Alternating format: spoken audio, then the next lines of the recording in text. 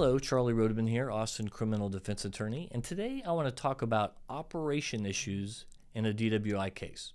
Okay, the definition of DWI in Texas under Penal Code 49.04, a person commits an offense if the person is intoxicated while operating a motor vehicle in a public place. So the key words are person, operating, intoxicated, motor vehicle, and public place. And each of these would need to be proved beyond a reasonable doubt if you had a trial. Now I want to talk about operating. To be charged with a DWI, you have to be operating a motor vehicle. And in most DWI cases, the police officer sees the defendant driving. So they've got that checked, no problem. But often, there is some type of crash, and the person, the driver, is out of the vehicle when the police arrive. Now, in this situation, the police will always try to get the person to admit to driving. They'll say, hey, what happened? And eventually the person admits to driving. But sometimes people lie and claim they weren't driving. It was someone else who's run off. Now, sometimes they're not lying, though, and the driver did run off. Like, for example, if the real driver was on parole or probation.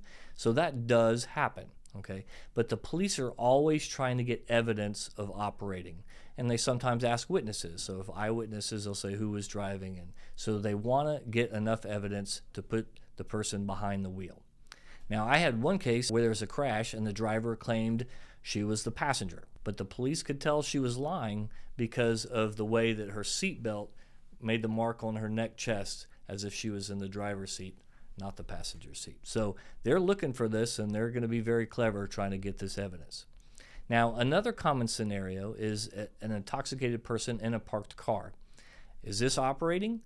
Well, if the engine is on and they're in the driver's seat, then the law says yes. Okay, and this is, of course, a problem in Texas because people sometimes get in their cars just for the AC, and they actually have no intention of driving. Now, while defense attorneys discuss this type of situation with the prosecutors, we'll occasionally point out, hey, you've got an operation issue here, and hope that that will get us a better result. Now, it would be very rare for a prosecutor to actually believe the defendant wasn't driving, okay, but there's always a way to generally get some sort of better deal when they realize that at a trial they could lose on that issue. All right, I hope that helps you understand a DWI operating issue.